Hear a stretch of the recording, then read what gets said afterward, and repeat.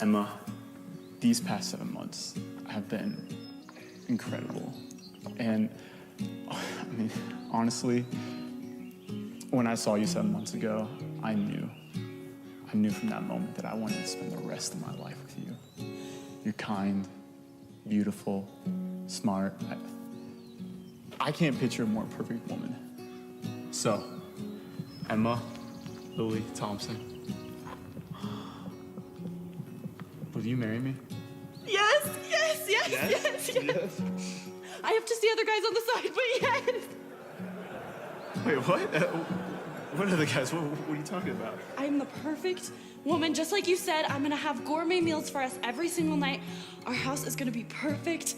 Oh, it's gonna be amazing, babe. And I mean, you don't really expect me to be a one-man kind of woman anyway. No, that's actually like a big part of marriage. Like you and me, together. Yeah, but I can't give up every guy. I mean, that's asking a little much, don't you think? A little. I just asked you to marry me. If we're married, you can't see anyone else. That's Babe, just wait. Okay, Shh. It's okay. Listen to me. Look at me. I'm sorry. I shouldn't have said that. You're right. I was wrong. Thank you. Totally understand where you're coming from. This is our moment.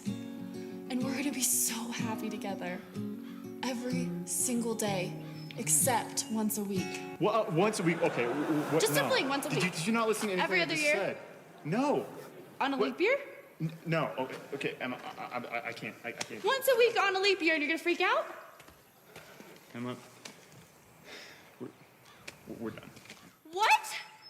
Babe, you were just asking me to marry you. Are you kidding me? Seriously? Really?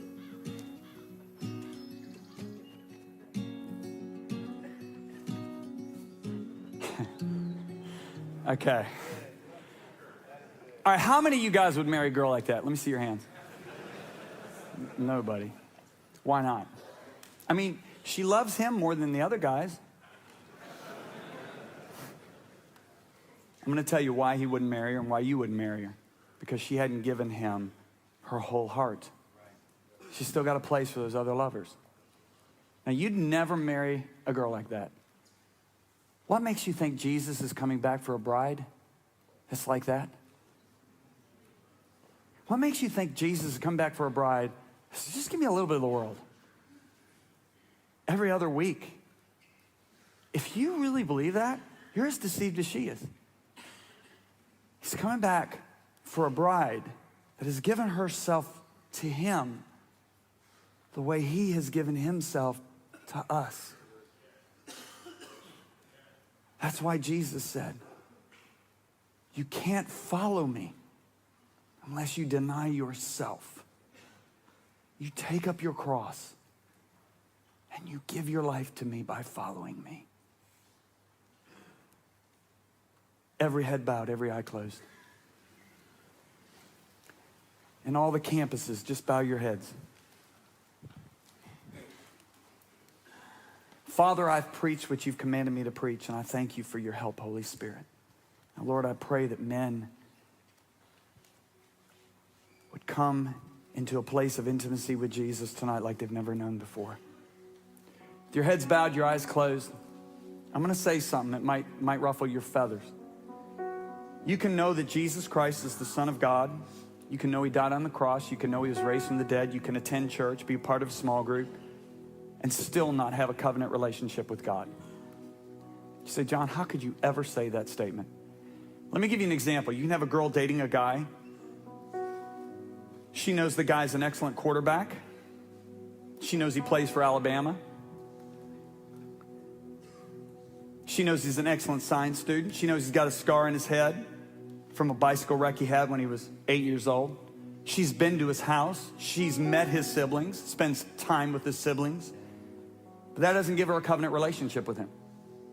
It's not until that young man gets down on one knee, opens up a little ring box like Alec just did and said, will you marry me to her? Then at this point, she's got a decision to make. She can ignore his proposal or say no.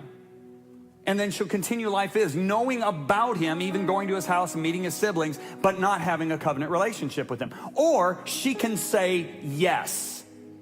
And if she says yes, that means a couple months later, she's going to walk down an aisle of a church with a white dress on in front of a lot of people. And you know what she's communicating by doing that? She's saying goodbye to every man on the planet. Except for the guy that opened the ring box.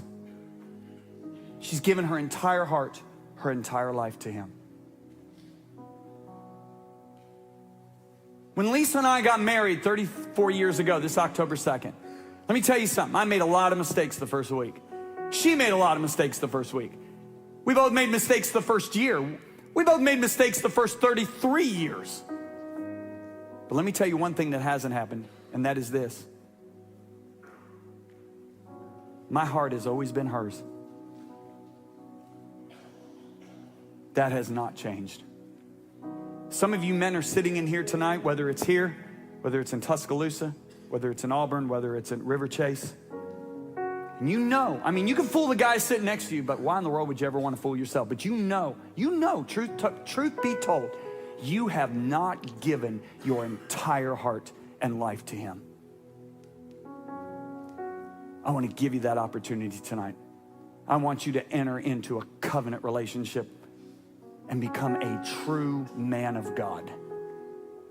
If that's you, I want you to raise your hand up high. You say, John, truth be told, I really haven't given my entire heart and life to Jesus. I want to do it right now. I want you to lift up your hands. Man, look at the hands going up. There must be 250 hands up in the air. I want you to stand up if your hand's raised. No bride's ever been ashamed of her husband. Just stand right there at your seat. Just stand up. Just stand up. I want to make sure nobody's missed. I want to make sure no one's missed. So I want to give you another few minutes. Anybody else? There's probably about 200 to 250 men standing right now, but I don't want anyone missed. I'm editing a book right now, and I have just edited the chapters on hell and heaven, and let me tell you, I have never been so passionate about getting people saved. Is there anyone else? You know, God did a lot to save us, but he will not force us to enter a relationship with him, and neither will I. If God won't do it, I won't. You have to choose. And if you're sitting there and you're saying, well, I'm just waiting for God to hit me over the side of the head, look, that just may not happen. So I want to give you one more opportunity for you to make the choice to say yes to Jesus. Is there anyone else? Just stand up right now with every head bowed, every eye closed. Yes, sir. I saw you. Another man stood up. Yes, sir. Another man stood up. You two were worth the wait. Anybody else? I want to make sure no one's missed tonight. Okay, now I'm going to ask one more question before I pray. If you're sitting in here tonight and you'd say, John, I truly have given my life to Jesus, but I have certainly not been chasing holiness. I've not been chasing after it with the intent to apprehend it. I want the grace of God in my life so I can chase after holiness. I want that intimacy with God. If that's you, you stand up with these men too. Stand up right now.